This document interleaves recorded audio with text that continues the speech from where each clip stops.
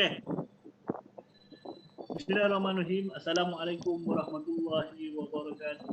Kepada sidang penonton yang dirahmati Allah Subhanahu Wa Taala.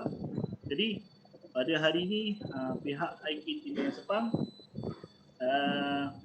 ingin mengadakan diskusi dan forum yang berkisar berkenaan jual beli online. Jadi pada saat ini pihak IKTVN Sepang menjemput seorang penceramah atau orang kata yang arif dan pakar mengenai bidang muamalat Islam. Jadi sebagai penanda awalnya saya memperkenalkan penceramah pada hari ini Dr. Muhammad Khairi bin Kamaluddin, berasal daripada Negeri Sembilan dan sekarang sedang mengajar ataupun menjadi lecturer pensyarah di UTM Skudai. Jadi Assalamualaikum Doktor. Waalaikumsalam warahmatullahi wabarakatuh. Sihat? Alhamdulillah sihat. Jadi pada pagi ni Doktor, kita punya diskusi ataupun kita punya perbincangan lebih kepada berkisar kepada topik terbarulah. Kalau kita tahu zaman sekarang belia-belia ni dia orang buat perniagaan online kan, perniagaan online. Jadi kita punya hari ini kita akan buat perbincangan sikit mengenai online, dan kita akan ada, mungkin akan ada beberapa soalan daripada kita punya pendengar, contohnya dalam FB ataupun soalan personal lah. Jadi saya harap Doktor boleh, insyaAllah boleh menjawab kan, insyaAllah. Okay, jadi ada apa-apa kata haluan daripada Doktor? Assalamualaikum warahmatullahi wabarakatuh. Nama saya Muhammad Khairi bin Kamaluddin. Alhamdulillah, terima kasih saya ucapkan kepada IKTVN. Terlebih dahulu saya ingin buat disclaimer sikit lah. Saya tak adalah yang pakar dan arif tentang ilmu muamalat ni. Namun insyaAllah saya akan cuba berkongsi berdasarkan apa yang saya baca dan apa yang saya buat kajian sedikit banyak tentang perniagaan online ini. Jika ada macam ada kesilapan ataupun ada minta saya perbetulkan fakta, boleh terus tanya dekat Facebook lah, nanti insyaAllah saya akan perbetulkan lah jika ada salah silap saya. Itu je kan? Okey. Okey Doktor, soalan pertama. Perniagaan online, maksud dia perniagaan atas talian. Okay. Dia tetap kalau ikut Islam tidak menghalang kemajuan. Okay. Itu benda tu memang kita tahulah, Islam tak menghalang kemajuan. Tapi kemajuan tu perlu selari dengan Islam. Okay. Kalau zaman dulu kita beli barang, kita tengok barang supaya tidak ada gharar, prinsip menipu. Okay. Sekarang soalan saya yang pertama, bagaimana seseorang boleh menselarikan ataupun menyatukan perniagaan online ni sejajar ataupun selari dengan prinsip syariah yang di prinsip muamalat Islam, perniagaan dalam Islam? Okey, soalan yang baik terus pada point. Bismillahirrahmanirrahim. Okey. Bila kita sebut tentang jual beli ataupun perniagaan, kita perlu tahu apa itu akad jual beli. Okey, akad pada asalnya, perkataan akad berasal daripada kesimpulan, simpulan atau ikatan. Tapi dari segi istilah syarak, akad merupakan suatu ikatan atau persetujuan yang berlaku antara pihak penjual dan pembeli melalui ijab dan qabul, menyebabkan kesan undang-undang dan hak pada kontrak tersebut. Okey, itu adalah asas kepada akad jual beli. Kalau kita tengok pada zaman dahulu, kalau kita tengok perniagaan ini sentiasa berkembang. Contohnya pada zaman dahulu kita melihat kepada sistem barter trade. Okey, apa itu barter system? Okey, barter system ialah satu sistem pertukaran barang ke barang. Okey, contohnya saya ada seekor lembu, Ustaz Firdaus ada seekor kambing. Kita boleh buat pertukaran. Itu adalah sistem barter. Namun begitu, terdapat permasalahan dalam sistem barter, iaitu di mana kemungkinan saya ada seekor lembu, Ustaz Firdaus ada seekor kambing, tapi uh, saya nak ayam, tapi Ustaz Firdaus hanya ada kambing. Maknanya saya tak boleh, sistem barter itu tidak boleh berlaku. Maknanya kemudian muncullah sistem menggunakan mata wang. Okey, itu adalah prinsip asas kepada sistem jual beli. Kemudian bila kita telusuri jual beli ini, kita kena melihat, kalau kita nak tahu online business ni selari dengan syariah ataupun tidak, kita kena tengok kepada rukun-rukun jual beli itu sendiri. Kalau kita tengok jual beli ni boleh ada 5 rukun utama, iaitu penjual, pembeli, barang yang dijual, harga, sirah, iaitu ijab dan kabul. Okey, kalau kita melihat penjual, okey, biasa kan saya rasa ramai di sini yang biasa jual online dekat Facebook ataupun Instagram. Ada yang jual di Shopee ataupun di macam-macam platform yang lain. Okey, sebenarnya bagi pandangan saya, konsep penjual dan pembeli ini dia tidak ialah kalau macam di Shopee, saya tak pernah jual di Shopee, tapi yang saya faham, kalau di Shopee ni dia mestilah penjual tu yang layak atau dalam erti kata yang lain mukallaf, orang yang boleh dipertanggungjawabkan. Okey, yalah takkan kita nak jual beli dengan kanak-kanak, betul? Maknanya kita penjual dan pembeli mestilah golongan yang mukallaf. Okey, pembeli pula berdasarkan syarat kepada pembeli mestilah orang yang mukallaf juga. Orang yang mukallaf maksudnya ialah orang yang layak dipertanggungjawabkan. Timbul juga isu. Okey, kalau macam itu boleh tak kanak-kanak membuat jual beli? Okey, kanak-kanak dia sebab hukum dia terbagi kepada 3. Yang pertama, urusan yang membawa manfaat kepada kanak-kanak, maknanya itu adalah sah. Contoh seperti Ustaz Firdaus memberikan hadiah kepada anak saya. Ustaz Firdaus bagi kepada anak saya, kemudian itu adalah sah walaupun anak saya masih belum mukallaf. Okey, sebab dia memberi manfaat kepada anak saya. Kemudian yang kedua ialah urusan yang membawa mudarat sahaja kepada anak-anak kanak-kanak tersebut. Contohnya anak saya memberikan hadiah kepada Ustaz Firdaus, pakai harta dia. Yang itu kemudian itu boleh dikatakan tidak sah. Manakala yang ketiga, urusan jual beli yang mendatangkan mudarat dan manfaat. Okey, mudarat kat sini maknanya kalau dia bayar duit dia habiskan, dia dah keluarkan duit, maknanya itu mudarat kepada dia. Tapi pada masa yang sama, contohnya dia beli gula-gula. Okey. Maknanya itu adalah urusan yang membawa kepada mudarat dan manfaat. Dari segi hukum, transaksi tersebut mestilah bergantung kepada persetujuan wali. Kalau wali membenarkan, maknanya transaksi itu ialah sah. Okey, itu adalah syarat penjual dan pembeli. Kemudian kita berbincang tentang barang yang dijual. Okey, bila barang yang dijual, antara syarat-syarat barang yang dijual mestilah wujud. Okey, pertama ialah wujud. Okey, kalau kita jual online, wujud tak barang tu? Kalau barang itu tidak wujud, maknanya tidak dalam dikuasai oleh penjual, akan timbul isu. Mana ada mungkin kemungkinan wujudnya unsur gharar, iaitu ketidakpastian. Okey. Kemudian dimiliki oleh penjual dan pihak yang berkontrak. Okey. Boleh diserahkan. Okey, maknanya barang itu boleh diserahkan. Boleh dipost. Kalau online sekarang kan post kan. Tengok sekarang ni pun kalau kita pergi berjawab post. Semalam saya pergi ke JNT kan, sebuah syarikat penghantaran, barang dia penuh satu tu. Maknanya barang itu boleh diserahkan.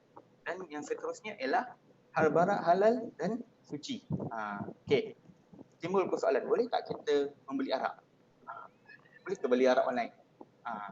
Okey, kalau orang Islam beli arak itu adalah satu haram dan jual beli itu tidak sah berdasarkan syarat barang itu dia ialah tidak halal. Okey. Timbul juga persoalan, kalau begitu macam mana barang, kita tak pegang barang tu, kita hanya tengok gambar. Okey. Penjual seharusnya, bukan seharusnya, sewajibnya untuk mengelakkan unsur-unsur gharar, ketidakpastian barang tu, penjual mestilah menyatakan spesifikasi produk. Contohnya kita nak beli baju. Okey, baju itu perlu dinyatakan warna apa, saiz dia apa. Okey, barulah kita cuba. Gharar tu boleh berlaku pada dalam banyak bentuk, tapi penjual dalam transaksi perlulah cuba untuk mengurangkan kadar keghararan tu. Itu istilah saya tu, kadar kegororan. Kadar goror tu. Supaya bila timbul unsur goror ni, dia boleh mengganggu kita punya transaksi jual beli tu. Okey, itu antara syarat antara penyelain, antara lain harga. Okey, contohnya harga mestilah dijelaskan jenis mata wang. Okey. Biasanya kalau konteks di Malaysia memang kita menggunakan mata wang ringgit Malaysia dan nilai mestilah dipersetujui bersama. Okey, timbul juga satu persoalan. Kalau macam tu boleh tak si penjual mengambil keuntungan berlipat-lipat kali ganda? Adakah itu dikira sebagai riba? Satu soalan. Okey, kalau macam tu adakah itu adalah riba? Okey. Ini apa yang saya pegang. Riba boleh terjadi dalam banyak bentuk. Salah satu ialah jual beli. Okey, bila sebut pasal harga ni, harga sebenarnya adalah milik siapa? Siapa pemilik kepada harga tu? Okey, ada yang berpandangan okey harga tu penjual lah, barang tu dia punya. So terpulanglah dia nak letak berapa. Dan kita balik kepada teori ekonomi. Okey, harga satu barang ini faktor utamanya ialah ditentukan oleh permintaan dan penawaran.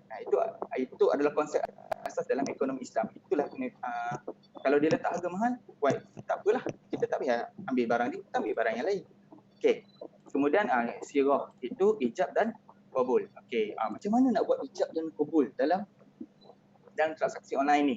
Okey, ijab dan qabul, okey. Biasanya ijab ni dia dah bagi tahu, okey, dia letak gambar, dia letak ni barang dia dalam Facebook dia, IG dia, itu ialah penawaran dia. Dia dah buat penawaran.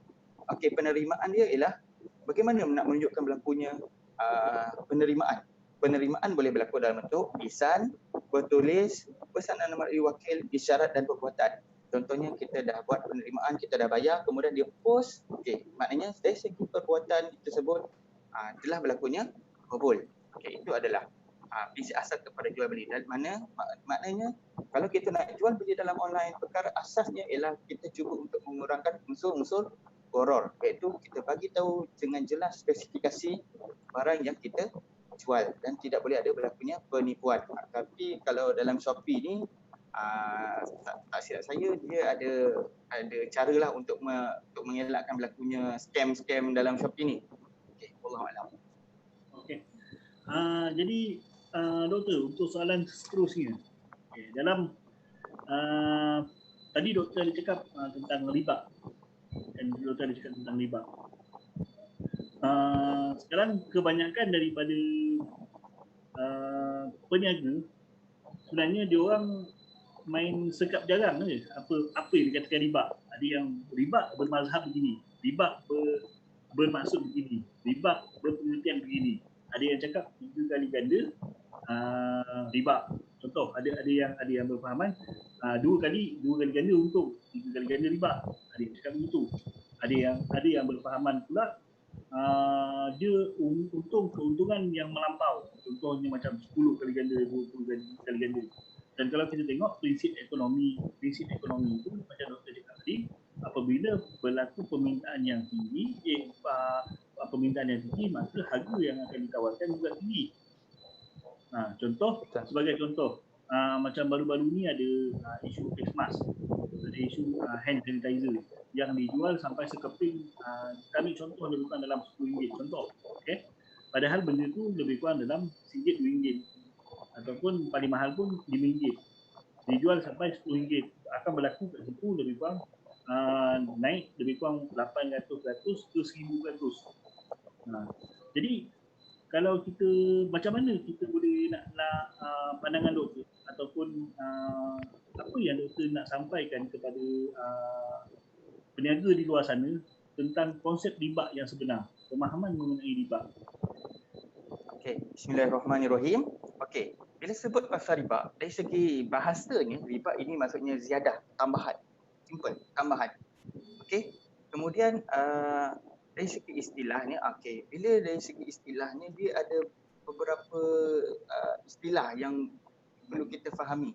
Sebab riba ni, okey, sebelum tu saya nak tunjukkanlah, kalau nak baca buku tentang muamalat, saya rasa ini antara buku yang terbaik, Pengantar Perniagaan Islam. Okey, daripada saya belajar dulu, saya banyak guna buku ni lah. Okey, so hari ni pun saya banyak refer buku ni. Okey, tentang riba. Okey, riba terbahagi kepada 2 jenis. Okey, ingat ni, riba terbahagi 2 jenis.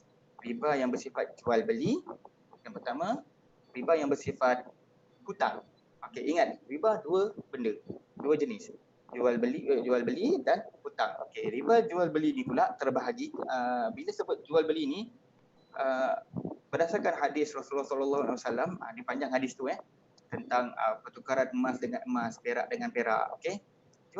Riba jual beli ni merujuk kepada jual beli yang tidak sama timbangan atau sukatan atau masa penyerahan barang-barang tertentu atau mata wang pada ketika berjual beli. Biasanya jual beli hanya melibatkan dua jenis barang ribawi. Dia ada dua jenis, dalam dua jenis tersebut ada terbahagi kepada dua jenis tu. Yang pertama barang ribawi mata wang. Okey, dalam hadis Rasulullah sallallahu alaihi wasallam ada dua mata wang utama yang disebut, iaitu emas dan perak. Okey, kemudian kita bahagi yang empat yang lain ialah bahan asasi, bahan makanan asasi, iaitu gandum, barley, kurma dan garam. Okey, maknanya riba hanya berjual beli hanya berlaku dalam enam benda ni sahaja. Okey. Dalam riba jual beli ni terbahagi kepada dua. Yang pertama ialah riba al-fad. Okey, riba al-fad ini berlaku sekiranya contoh. Saya bagi contoh lah Barang ribawi yang sama jenis tetapi tidak sama timbangan atau sukatan. Okey, ini merujuk kepada hadis Rasulullah sallallahu alaihi wasallam. Seorang sahabat ataupun saudagar ni, dia ada emas grade A, yang seorang lagi ada emas grade B. Okey. Dia nak buat pertukaran, tapi si saudagar yang ada emas grade kurma grade A ni dia minta lebih kurma grade B ni. Sebab dia kata ni grade B, dia ada grade A. So maknanya berlakunya ketidaksama timbangan tu. Bila berlaku ketidaksama timbangan tersebut, maknanya timbullah kat situ berlakunya riba al-fad. Contoh, tapi dalam masa sekarang ni boleh dikatakan hampir tidak berlaku lah riba al-fad ni, sebab bukanlah saya kata tak berlaku, mungkin ada berlaku. Sebab dia banyak berlaku dalam sistem mata, di mana sekarang ni kebanyakan dah menggunakan mata wang. Bila dah menggunakan mata wang, maknanya itulah berlakunya dapat mengurangkan berlakunya riba al-fad. Okey, pada barang jenis yang kedua ialah riba an-nasi'ah. Riba yang tangguh. Contohnya, saya ada emas, satu jongkok emas 10 kg. Okey. Kemudian saya ada orang nak beli, dia nak beli. Okey. Dia nak beli dengan harga contohnya 1 juta lah, contohlah, senang kira. 10 kilogram emas jongkong dia nak tukar dengan 1 juta. Okey. Saya buat serahan pada hari ini, tapi duit tersebut akan diserahkan kepada saya 3 hari kemudian. Berlakunya orang kata tidak berlakunya on spot. Okey, kat situ boleh berlakunya riba. Sebab dia panggil riba an-nasi'ah sebab berlakunya penangguhan bayaran tu. Sebab saya ingin tekankan, bila jual beli emas ini adalah sangat benda yang orang kata yalah, dia melibatkan barang ribawi. Maknanya saya lebih cenderung, saya menggesa kalau kita nak beli online, beli emas mestilah secara on the spot. Jangan ada tangguh-tangguh. Okey, kita beli hari ni, okey tak apalah, boleh tak saya nak bayar esok lusa? Tak boleh. Kena bayar on the spot tu juga. Dapat berlakunya pertukaran. Kemudian kita pergi riba yang jenis yang kedua. Tadi jual beli, sekarang ni kita pergi yang hutang. Okey, riba yang hutang ni ada dua jenis riba hutang, iaitu riba al-qard. Riba al-qard ni ialah hutang atau pinjaman yang disyaratkan atau dijanjikan suatu manfaat untuk kepentingan pihak oleh yang memberi hutang. Okey, contohnya saya bagi Ustaz Firdaus RM10. Kemudian saya mensyaratkan Ustaz Firdaus kena bayar saya balik RM12. RM2 itu dikira sebagai riba al-qard. Berlaku dalam bentuk hutang. Maknanya saya ambil manfaat RM2 tu.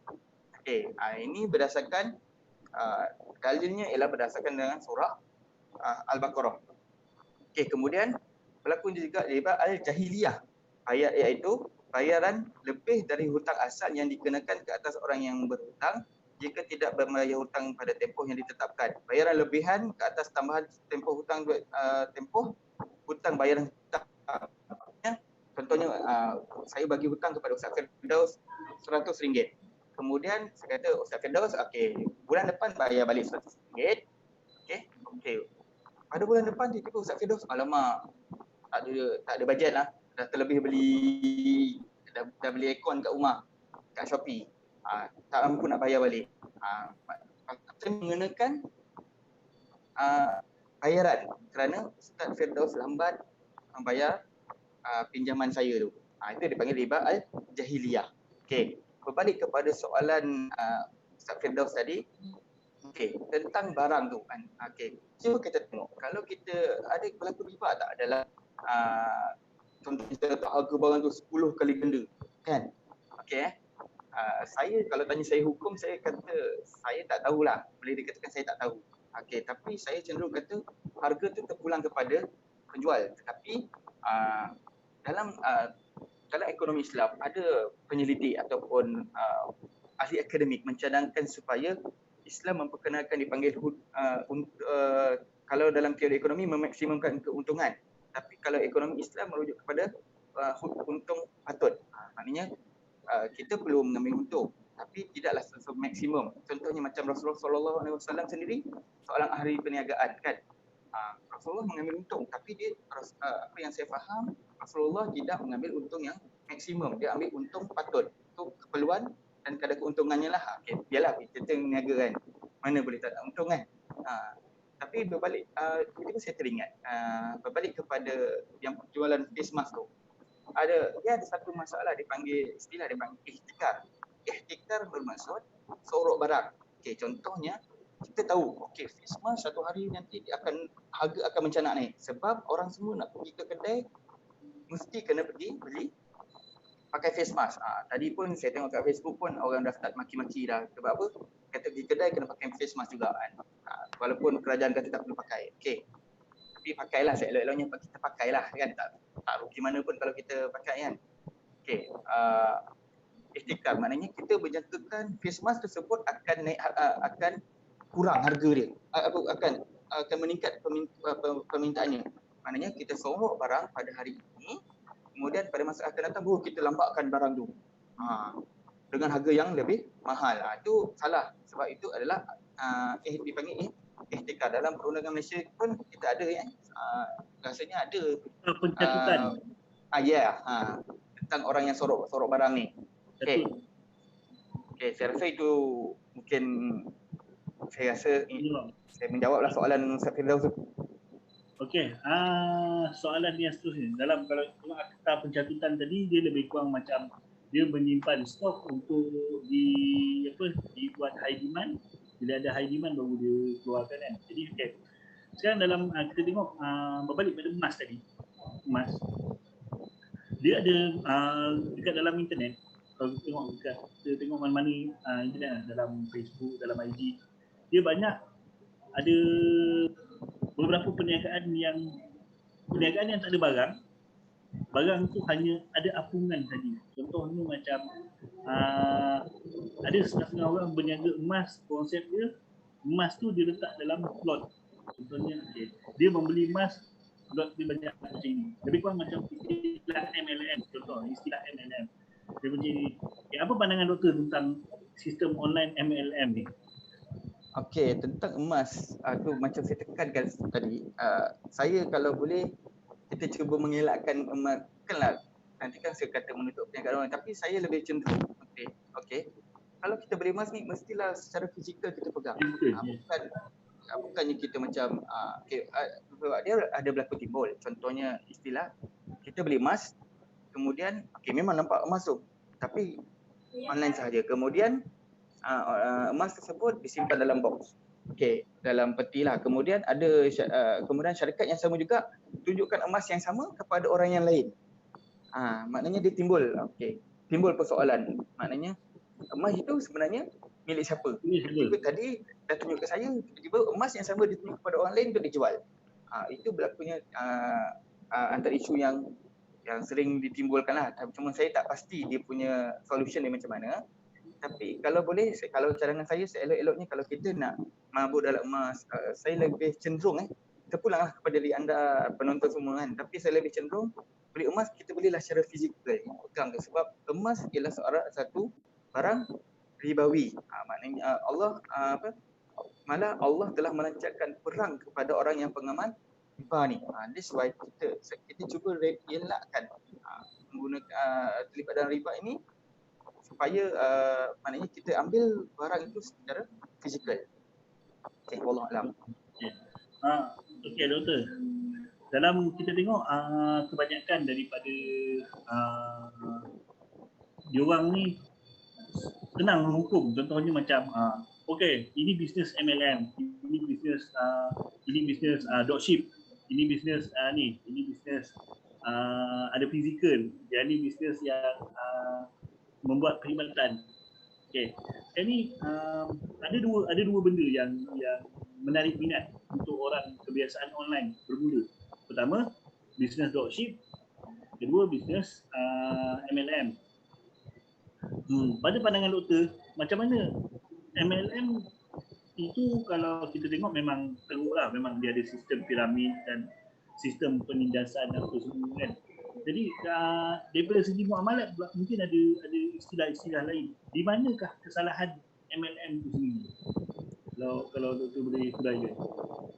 Okey, sebenarnya berkaitan tentang MLM ni, saya rasanya ada Majlis Fatwa pernah mengeluarkan parameter tentang MLM ni. Okey, saya melihat ini bagi pandangan saya lah, sebab saya alhamdulillah lah saya masih terselamat lah daripada MLM ni. Ada jugalah yang approach kan. Okey. MLM ni isu utamanya ialah contohnya macam saya ada MLM yang bersifat skim Ponzi.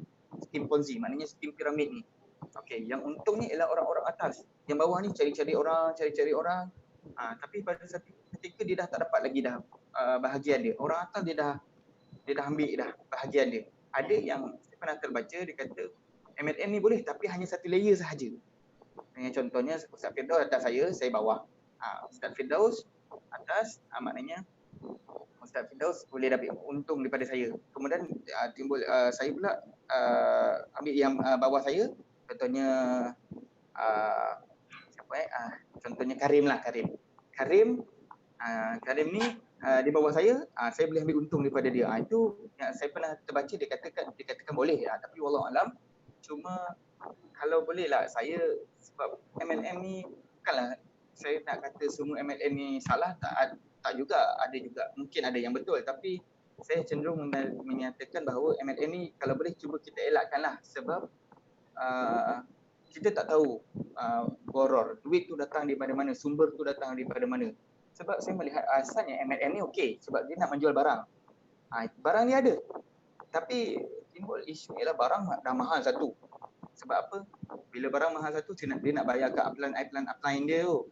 Bila banyak upline dia makin mahal barang yang dijual tu. Itu yang berlakunya timbulnya macam ketidakpuasan orang kan. Sampai kat dia okey, upline dia dah banyak untung dah. Tapi kat dia dia susah nak mendapat tak dapat dah untung tu sebab upline dah sakau dululah.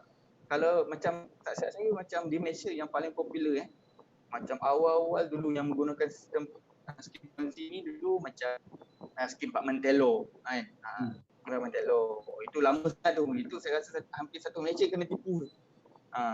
Itu antara, tapi itu lebih kepada skim cepat kaya lah. MLM ni ada ni saya tak pastilah wujud lagi tak MLM yang ni, tapi zaman saya belajar dulu ramai juga kawan-kawan yang terlibat dalam MLM ni, tapi kebanyakannya dalam 2-3 bulan yang awal tu memang dapat, tapi yang selepas-lepas tu dia tak dapat. Lepas tu dia kena jual barang yang sangat mahal. Sebab apa dia nak bagi makan upline dia yang atas tu. Allahuakbar. Okey. Doktor, di sini kita ada satu soalan daripada kita punya view kita lah. Bernama Haris Noor. Dia tanya kita ni, apakah hukum bermain forex?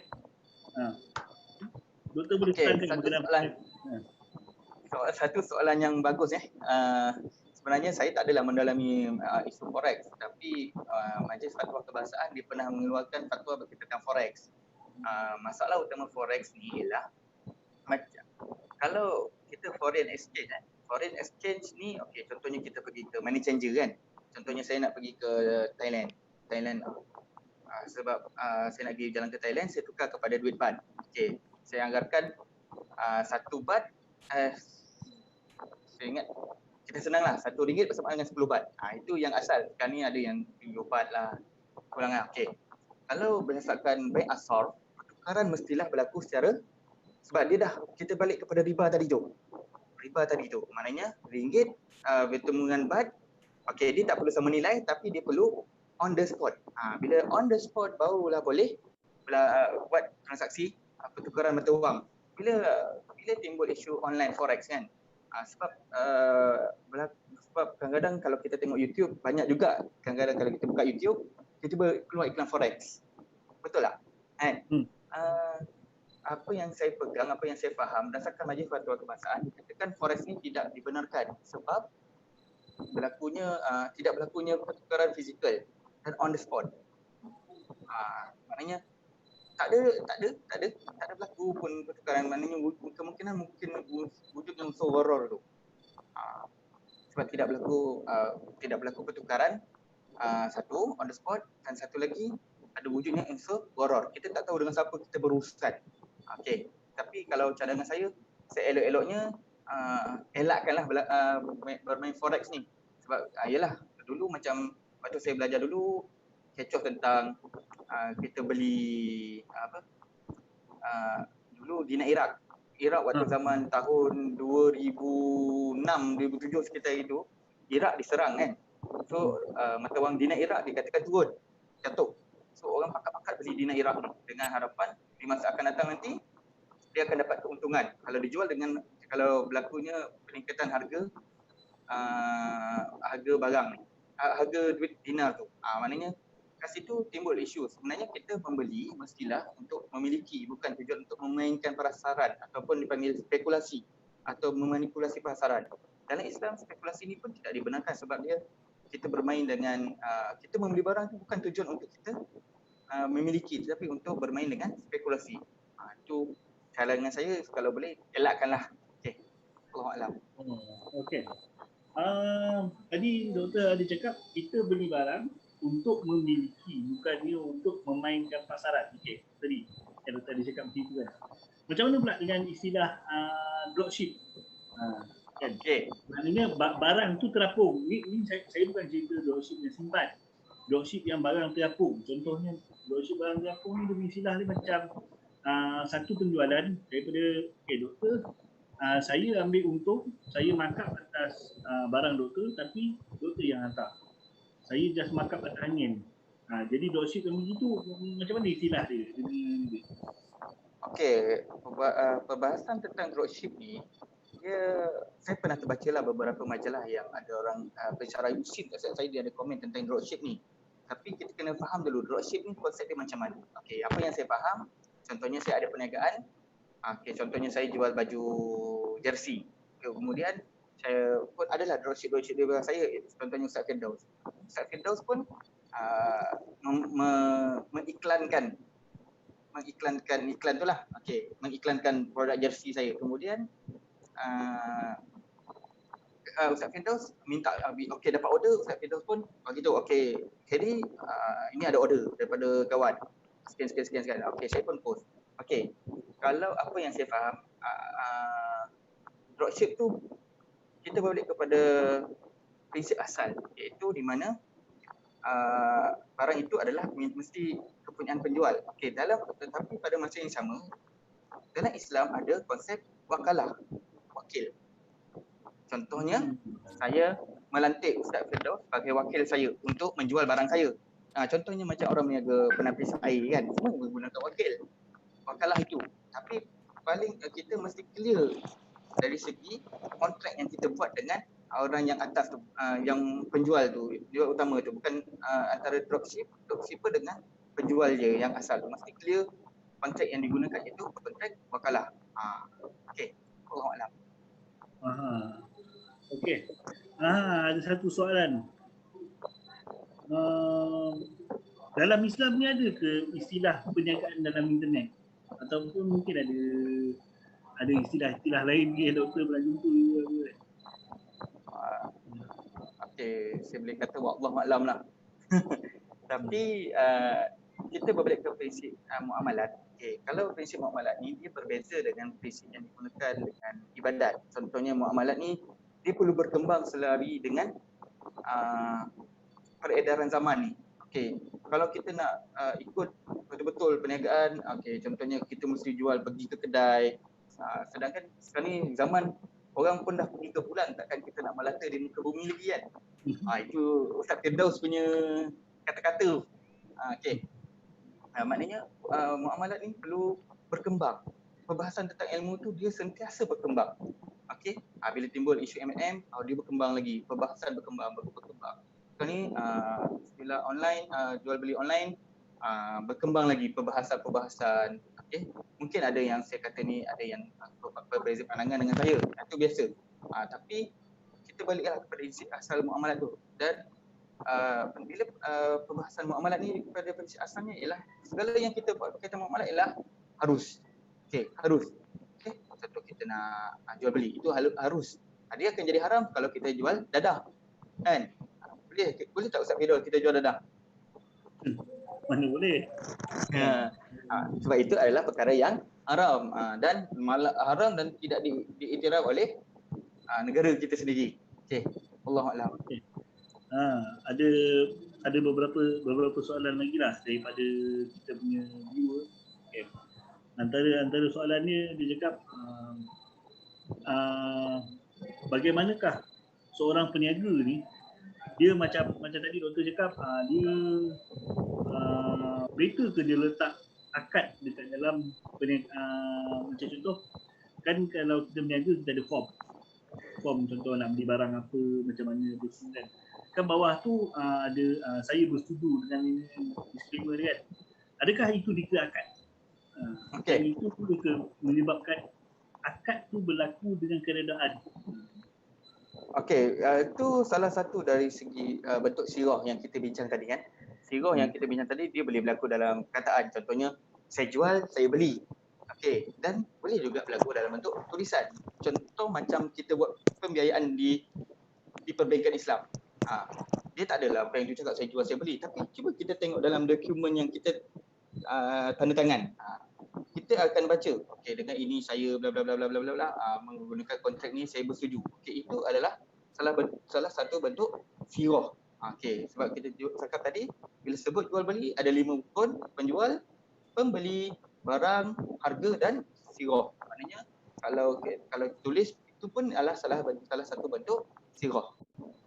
Allahuakbar. Saya menjawab. Okey. Okey doktor, ini satu soalan panas lah mungkin daripada kaki tangan kerajaan. Kaki tangan kerajaan ni. Okey.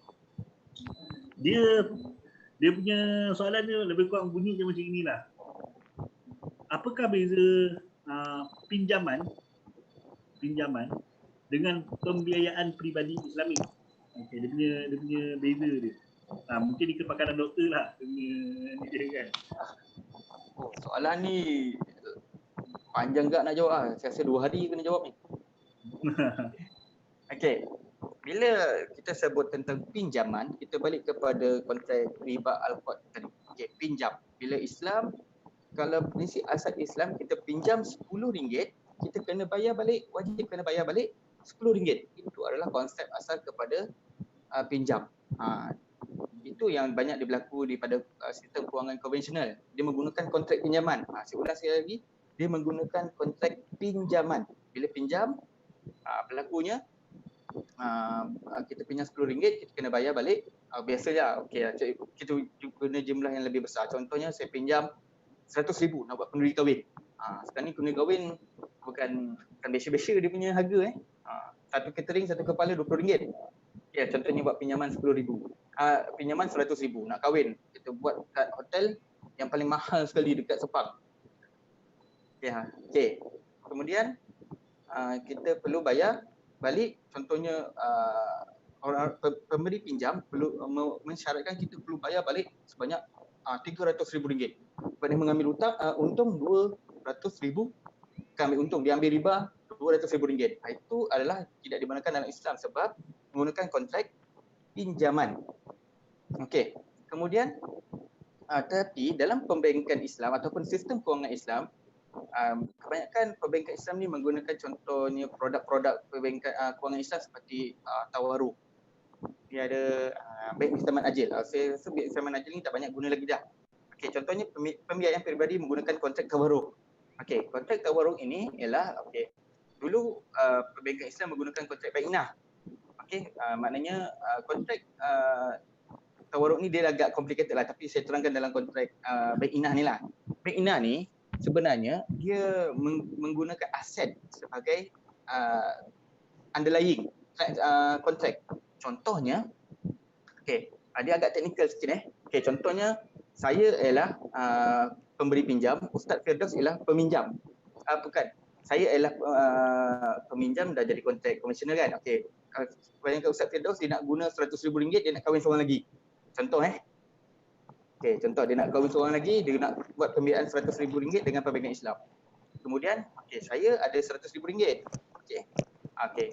Caranya ialah kalau ikutkan konsep bainah tu, saya menjual satu barang saya kepada Ustaz Firdaus dengan harga yang tertangguh. Dengan RM200,000. Tangguh RM200,000. Sebab saya nak untung RM100,000. Sebab saya ada barang. Kemudian Ustaz Firdaus jual balik barang saya itu kepada saya, dengan harga RM100,000 cash. Maknanya, saya bagilah cash RM100,000 tu. Maknanya Ustaz Firdaus dapat RM100,000 cash. Pada masa yang sama Ustaz Firdaus ada bayaran tangguh sebanyak RM200,000 kepada saya. Sebab RM100,000 itu kira sebagai keuntungan daripada saya. Itu bezanya pembiayaan dan pinjaman. Kalau orang tanya, kalau macam tu, sama je, saya tak kena bayar lebih. Saya tetap kena bayar dengan perbankan Islam. Bayar sama juga, RM100,000, apa bezanya? Kalau tanya saya, perbezaan utama ialah kontrak yang kita tanda tangan. Kalau kontrak pinjaman Islam mesti kena bayar RM100,000, kita kena bayar balik RM100,000 kontrak pinjaman. Tapi kalau dalam kontrak macam murabahah, murabahah, kita bagi tahu siap-siap untungnya berapa. Itu dia dipanggil salah satu kontrak pembiayaan yang ditawarkan dalam perbankan Islam. Allahuakbar. Okey. Doktor, ni ada satu banyak soalan ni. Daripada kita punya viewers dia cakap, Assalamualaikum, apakah hukum meniru brand orang dalam jual beli? Hukum meniru brand ni, contoh macam Adidas dengan Abibas, contoh lah kan. Macam pernah buat Adidas Abibas kan. Dia macam mana dia punya pandangan Islam ada ke dia macam hukum orang meniru ke ataupun Wallahualam sebenarnya, sebab tapi dari segi kalau kita tengok dalam perundangan Malaysia, isu copyright kan. Copyright sesuatu benda yang didaftar copyright. Dari segi perundangan Malaysia pun tidak boleh kita gunakan copyright orang lain. Maknanya walaupun saya tak pasti dalam Islam macam mana, tapi kalau negara tak benarkan, automatik dia tak jadi, kita tak dibenarkan membuat copyright. Contohnya saya ada baju kan, keluaran saya, tiba-tiba saya buat kopi sebiji, kemudian saya keluar brand saya, itu akan kita boleh kena copyright. Rasanya buatlah je nama sendiri, tak payahlah ni, kita cuba bermula di bawah sekalipun tak apa, lambat naik, jangan cepat naik, cepat turun. Jadi, saya rasa tapi secara jujur saya kata bahasan tentang copyright ataupun peniruan ni di luar pengetahuan saya lah. Dan sebab kalau tengok pun dalam istilah dia tak ada copyright, ada ni, tak ada istilah. Okey. Jadi untuk soalan seterusnya, pandangan doktor tentang dalam contoh PKP ni kan, ramai orang berusaha mencari duit sampingan dengan membuat bisnes online, membuat perniagaan sendiri, membina satu empire, contohnya nak buat perniagaan kecil-kecilan. Jadi nasihat doktor lah supaya kepada diorang yang berniaga online ni, supaya dia tidak lari daripada konsep asal berniaga. Kadang-kadang orang ni dia gemar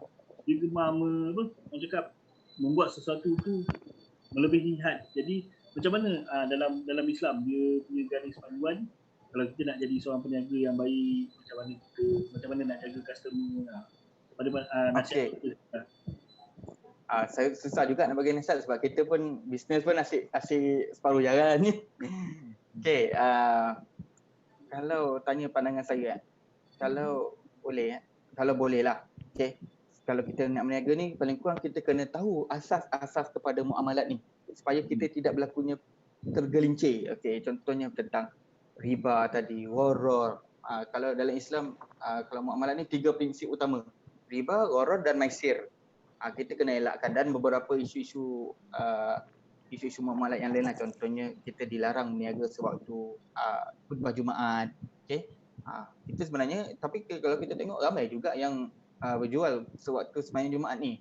Tapi dari segi hukum Islam tidak dibenarkan sembahyang Jumaat ni. Okey, contohnya jual beli tempahan, baik salam. Okey, boleh tak kita buat tempahan? Contohnya itu semua ada dalam kontrak muamalat tu. Okey, paling kurang kita kena belajar lah. Dan satu lagi saya melihat, bila seorang peniaga ini pandangan peribadi, pandangan peribadi. Prinsip utama kita ialah kita mesti kena jujur, amanah. Okey.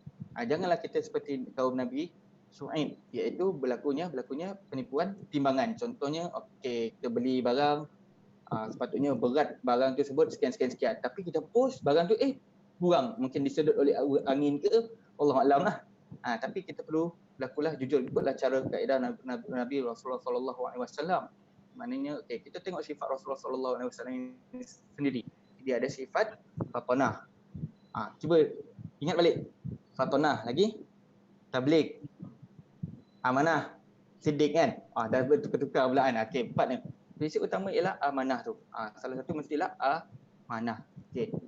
Kemudian pada masa sama, sekarang ni ialah dulu saya tak pastilah kempen ni masih ada lagi. Dulu kita ada BMF kan, Buy Muslim First.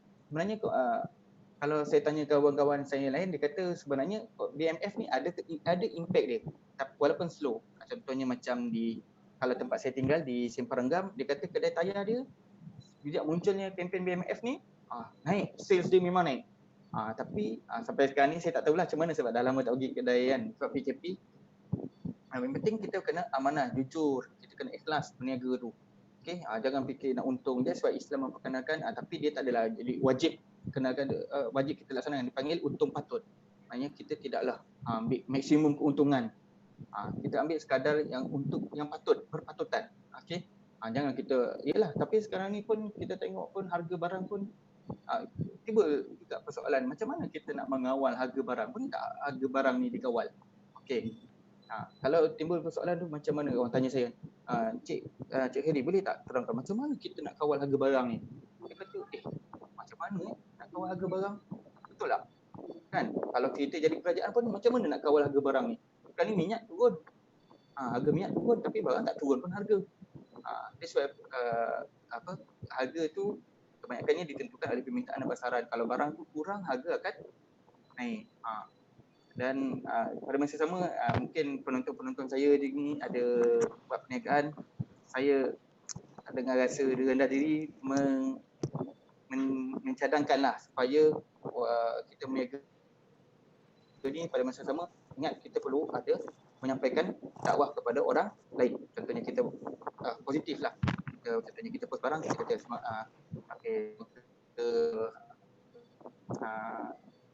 kembali lebih dekatkan diri kepada Allah kan. Janganlah kita bagi nanti dekat Shopee 5 bintang. Tak ada. Kita kena pada masa sama gunakanlah medium perniagaan ini sebagai satu dakwah ataupun menyebarkan perkara-perkara yang baik. Wallahualam. Jadi untuk akhirnya mungkin kita dah sampai ke penghujung lah kita punya banyak betul akhirnya. Kita punya perbincangan pada hari ni kan, sebab kalau tengok pun hari ni dah mula hari Jumaat, jadi orang ada tempat-tempat yang dah boleh sembahyang Jumaat. Sepang sekarang masih tak boleh. Tak boleh macam mana? Tak boleh lagi. Tak boleh pausa merah. Kita punya turn tak tahu bila. Macam pergi haji pula. Masjid negara pun tak boleh sembahyang ni, betul kan? Okey. Yalah. Jadi di sini ada beberapa ada satu saranan lah. Saya nak minta nasihat doktor tentang kita punya matlamat remaja. Mission kita nak sampaikan benda ni semua pada remaja. Kadang-kadang remaja ni dia beroriented ataupun berfahaman ataupun bermazhabkan kiblat dia, kiblat Jack Ma, contohnya Bill Gates. Jadi pada pandangan doktor punya nasihat, macam mana kita nak ubah persepsi remaja yang berniaga ni, dia kalau dia tak tengok pada orang-orang yang bukan Muslim, contoh macam saya cakap tadi lah, Jack Ma, si apa, Bill Gates. Padahal dia lupa yang Nabi dia sendiri, kita ada ramai usahawan Islam. Nabi Muhammad sendiri pun seorang peniaga tajir. Kalau kita tengok Abdul Rahman bin Auf, Osman bin Affan. Jadi apa saranan doktor pada kita punya belia khususnya, yang ni khusus untuk belia yang mana yang memulakan perniagaan ni, macam mana dia nak mengubah persepsi otak dia orang ni kepada kaedah Islam yang ditunjukkan yang sebenar-benar dalam Islam. Okey, wah, soalan ni pun dia subjektif juga Okey, mungkin ramai juga memang saya akui lah mengidolakan usahawan-usahawan yang konteks yang lain kan. Contoh macam Safido sebut tadi, individu yang Islam. Sebenarnya dalam Islam kita ada usahawan juga. Contoh macam kalau ni saya melihat remaja-remaja sekarang ni, dia telah di depan mata mereka. Sedangkan Sayyidina Osman bin Affan, Abdul Rahman bin Auf setelah wafat pada zaman Nabi lagi. Ada sebab mereka tidak melihat kepada itu. Macam sebenarnya dalam Islam ramai juga orang-orang Islam yang mungkin macam contohnya pengasas Ar-Rajhi Bank. Ar-Rajhi Saya dengan Rajhi.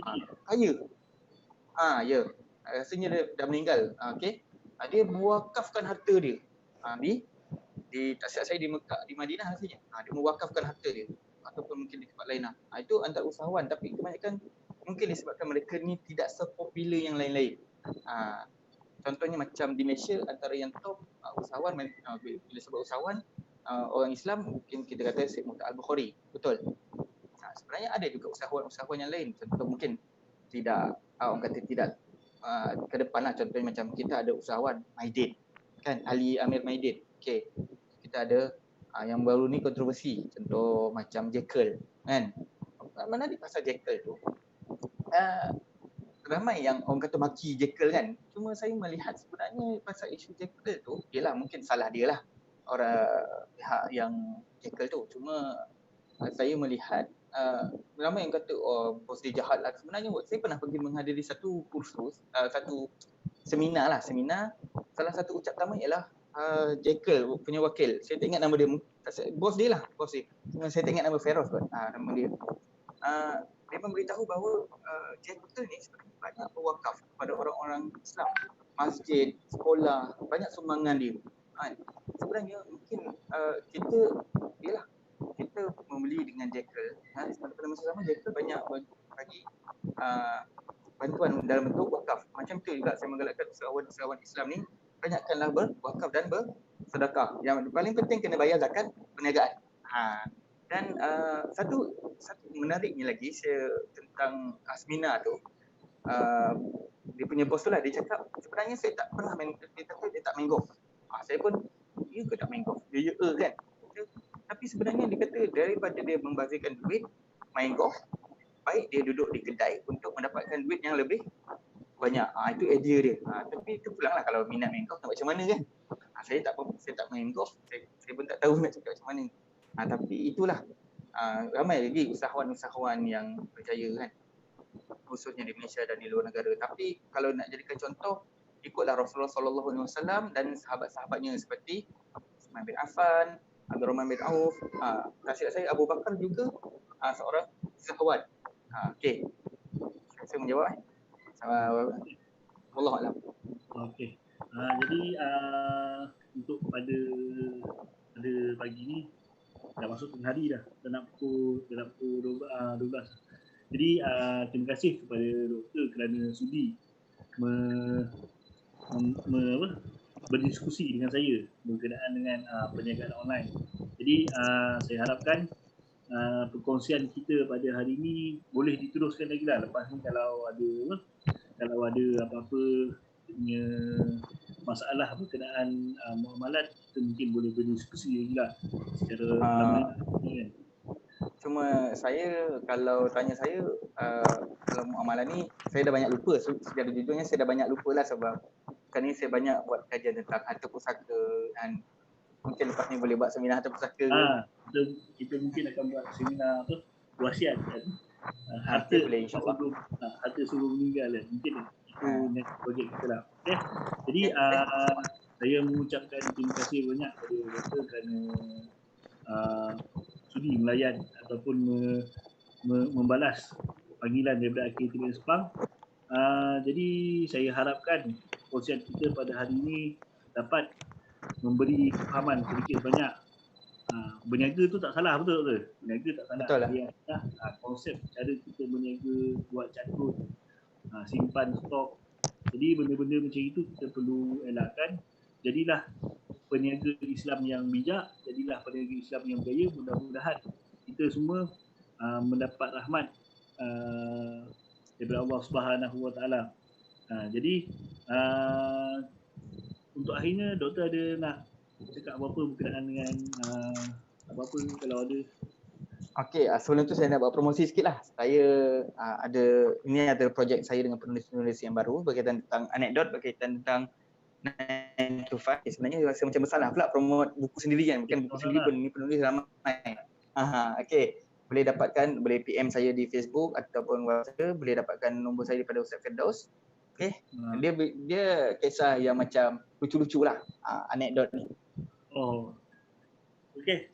Jadi diharap doktor kalau ada makalah apa-apa bolehlah di-sharekan kat dalam kita punya Facebook surau ke, boleh doktor boleh share lah kat sana kalau ada apa-apa yang nak di-sharekan. Jadi mudah-mudahan kongsian kita hari ini mendapat rahmat daripada Allah Subhanahu Wa Taala. Saya akhiri dengan wabillahi taufiq wal hidayah. Wassalamualaikum warahmatullahi wabarakatuh.